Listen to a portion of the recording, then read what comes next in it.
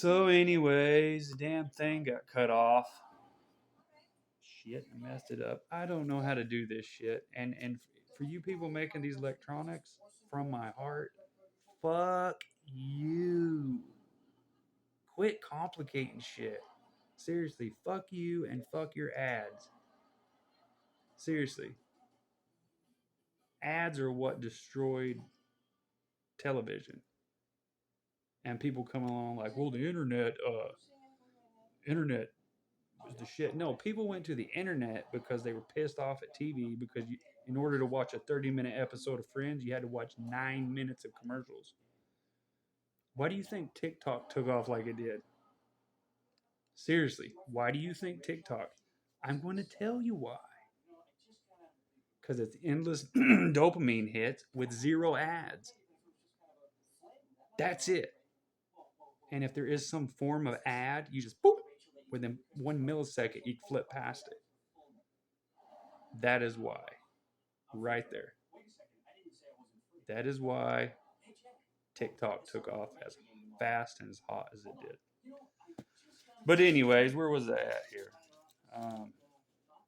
Yeah, and a lot of one more thing, and a lot of like my cousins and stuff, they're like, "Well, the ads don't bother me." I'm like, dude, I remember when you could sit and watch TV all day long or the internet all day long and have no ads, and then it went to every 10 hours you'd get an ad, to every 5 hours, to every 1 hour, to where you'd get in one video, it got bad. It got to where I counted one time in a 30-minute video, they put, I think, I don't know, it was an hour, like 50 ads, double inescapable ads, which means you can't exit out of them. You're stuck. You have to sit through a 4-minute commercial. That's a dick move. Like, I don't, if you ever see one of my videos with ads in front of it, on purpose, don't have anything to do with it. I don't do that. When I do get my YouTube channel up and running, I'm not going to put ads in there. And my buddy said, don't say that, don't say that. I'm like, no, eat my ass. A lot of people can't afford to pay that YouTube premium to have those ads removed. I'm not going to sit there and be like, here, you're going to watch this ad. And I don't mean that towards anybody, that you're trying to put food and feed your family. Not what I'm saying. Make your money. I'm not going to do that. You know, and for the people that do have ads, put one at the beginning and possibly the end. But when you filter the middle, that's just it's coming across. Ugh. Again, I remember when there was no ads. So, anyways, back to the thing. Back to what I was saying. Where you have my buddy, he got 100. I got 150,000 out of the house. He paid 50 grand for it. I'm like, yeah, you got that, but add up how much you spent in your bills, itemized from the year 2015 to the year 2019. Okay, every dime, every fuel, everything, and then you add from, because the inflation didn't hit until I think 21, maybe 22. It got bad. They started charging, $5-6 for a bag of chips that's cut in half. So the moral of the story is yeah, you got more money out of your house, but you just spent it in the long run. See, before you could pinch your pennies and save your nickels and dimes for your $60,000-$70,000 house, and now you ain't saving shit. A food bill, being careful with the money, is $1,500 a month for a family of four. That's pinching your pennies. It's not a joke. It's really not. So everyone's paying for that big money. So, but anyways, yeah. So it doesn't work out. Not like you think. Let's see where we at here. Uh,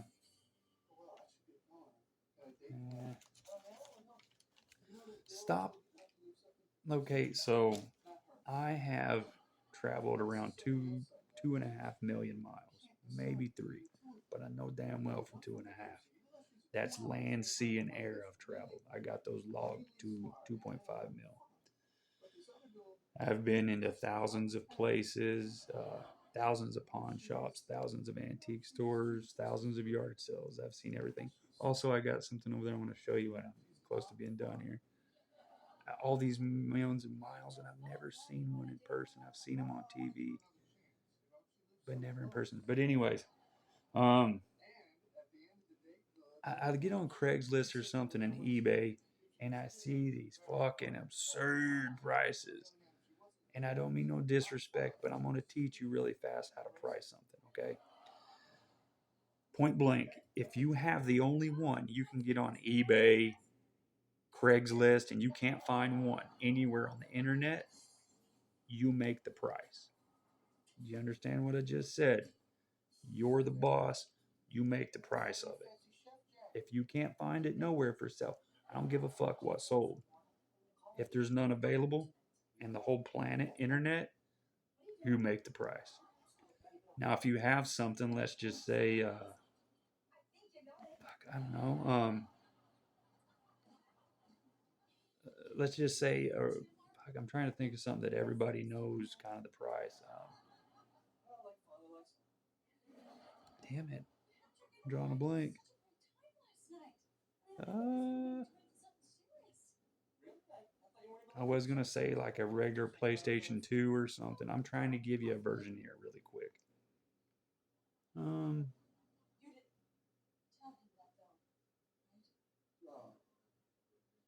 I'm drawing a complete blank right now. I've had millions of shit. Let's just say a vacuum. Okay, that's pretty universal. Everybody's has a. Okay, let's just say you get like one of these Shark vacuums or something. Okay, or an old school Kirby. Now we got it. Okay. So everybody knows that the Kirby's, when they first come out, those metal ones were $3,000 back in the 50s, 60s, 70s, 80s. Okay, uh, they were $3,000. I think then they went down to 1,000 and 1,500, but now they're around 1,000. Well, depending, there's millions of them. So you're going to get on eBay and you're going to say, well, there's one right there for $400 used. Yeah, but if you look on down, you're going to see where one was for $50 with all the attachments. Okay. What you got to do is go between. You got to go to the most expensive one and check the condition, and then go to the cheapest one. And a lot of people, boy, I've seen it a million times. I'm like, will you fucking knock it off? Okay. They will go and they'll see something. And I'm a little guilty of it too when I was younger. When the internet first come out, I would get happy because I was like, oh, wow, my item is worth that much money. No, it's not. But I finally grew older and learned. So the moral is price it accordingly because it's not going to sell, you know? And then like I don't even really get on Craigslist that much anymore. And the reason is because people post the same shit 10 times each day. It's like, we see your item for sale. I get you're trying to sell it and make money. I get it. I'm happy for you. We're going to find your item if you post it one time, I promise. If we're looking for anything remotely what you're selling, you are not going to have to struggle. If it's not selling, it's because we've looked at the shit 1,000 times for the past 10 years. I'm not trying to be disrespectful, but it makes you come across desperate. Like you're really trying to offload it like it's a burden on you. You know, the occasional repost or something like that, that's not bad. But it just makes it where it's no fun. And then I've had other, people I've met, they're like, I don't get on Craigslist no more because of that reason. It's just cluttered up with the same shit. And you'll see the same thing. Here recently, it's gotten really bad. Uh, Person to take the same ad and put on there 10 times, and they'll do it with 20 different products of theirs, and it's like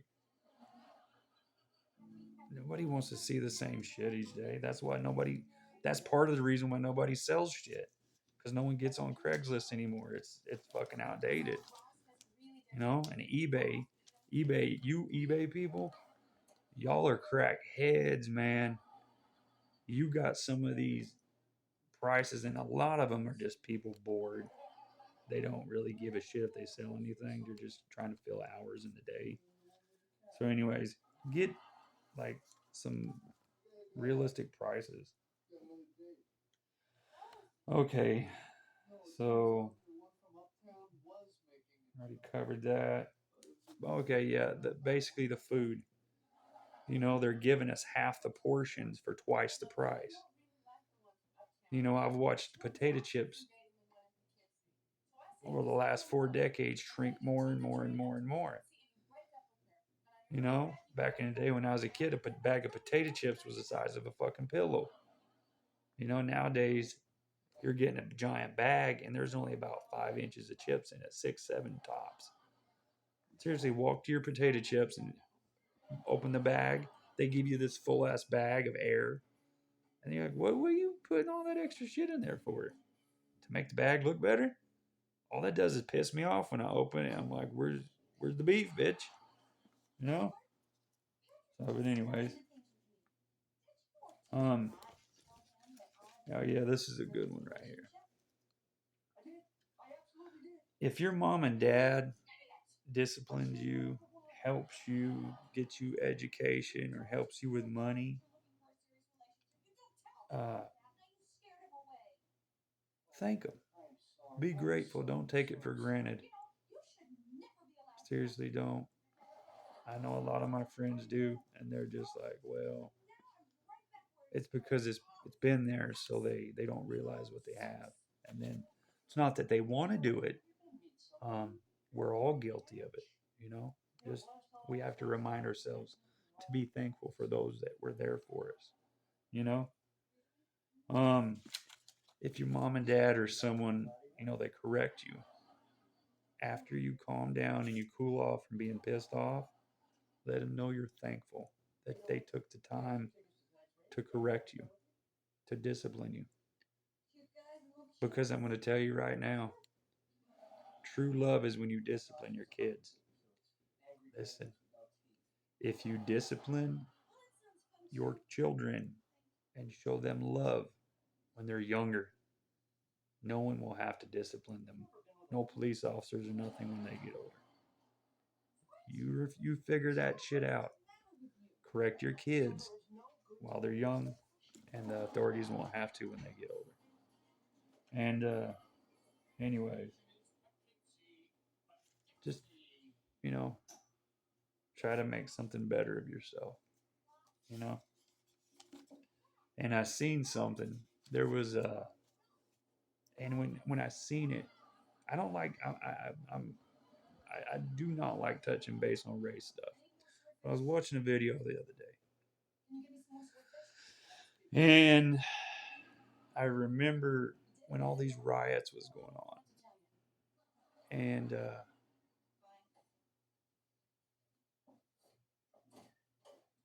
I'm just gonna. There was a black lady, and it's out there in internet land somewhere, and her kid's screaming, just like he's a ornery little shit. And somebody screams off from a distance, why don't you quieten that boy up? And she stops dead in her tracks, turning around and says, why? So I can get child protective services on me for correcting my kid. The guy shut up. I think there's something to that. There's about 4 different things with the black community, but that's a whole nother thing. Um, I'm going to be real careful when I make that video. And I'm going to be real careful when I make the gayness video, the homosexualness video. I'm going to touch base on a lot of stuff, but those are going to be videos by themselves from my heart in the situation our country's in, it's been, and everything. So, but anyways, then I seen another video where it was a black gentleman, and his boy gave him some mouth, and I think a lot of people seen this video where he picks him up by the arm and wears his ass out with his hand. Now you could tell he wasn't doing it to hurt him. It was more of like a scary body movement than actually hurting the boy. I think you should correct your children, but you should never break skin or bruise them or anything like that. I don't know if that's love. I think that might be you taking out stress on your kids, and your kids don't deserve that. You know, you know what I'm saying? That one's a touchy situation. Just and honestly, if you love your kids, you really won't have to spank them or anything unless you have a broken up family and you got this one trying to turn the kid against the parent or some of it. But anyways, that's a whole nother thing. Yeah.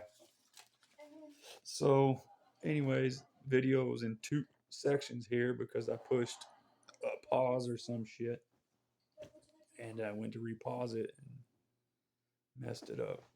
But that's that. Anyways, uh, I don't know, but I think now is a good time for everybody to start getting along. I really do. Best you can, anyways. Fuck. I don't know. Anyways, I want to show you something here. This right here, like I said, it traveled millions of miles. Never seen one before, ever in person, but on television. So what we have here, it looks like. What does it look like? Just a aluminum briefcase. Well, this, if you don't know what this is, there's 100 different polygraph machines. This one right here, they don't sell it anymore to my knowledge, but I don't think they do anyways. And if they do, it ain't as good as this one. This one right here is the original. You know how like Ford guys, you have your 7.3 diesel, your older 7.3 diesels. Dodge guys, you have your 12 valve Cummins. Well, this right here, this is kind of like that, the holy grail of polygraph machines. Now, I got this from some old boy up in Warsaw, Missouri. I actually like Warsaw, Missouri. It's pretty neat up that way. But anyways, I have never, ever seen this before. See, here's all the pieces to it. And I don't know if I'm stressing this enough, but it's got the chest pressure things, everything, the blood pressure, the thing that goes on your finger. The moral of the story is you could probably get on the internet right now and type in polygraph machine, and you'll get something that kind of looks like it, but you won't find one of these that have these right here. You know, the ones that people do own, they normally don't sell them. It's just not something you ever get rid of. You don't do it. And the state, I have to my knowledge, one of the only ones here in Missouri in private hands now. So I don't know. I just thought you guys would get a kick out of that. I've seen these in movies and stuff, but never in life. It's just different. It's very different. Very unique. Hey, pretty cool.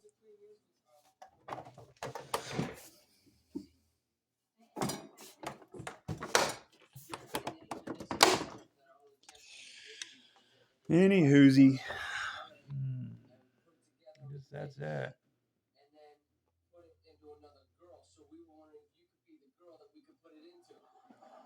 Hmm. Are you still watching this? You are, huh?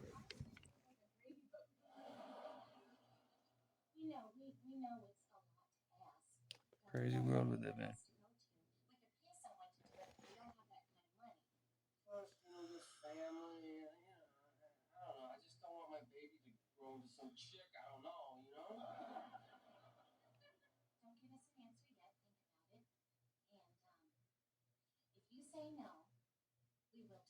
That's crazy. See you later. Love you.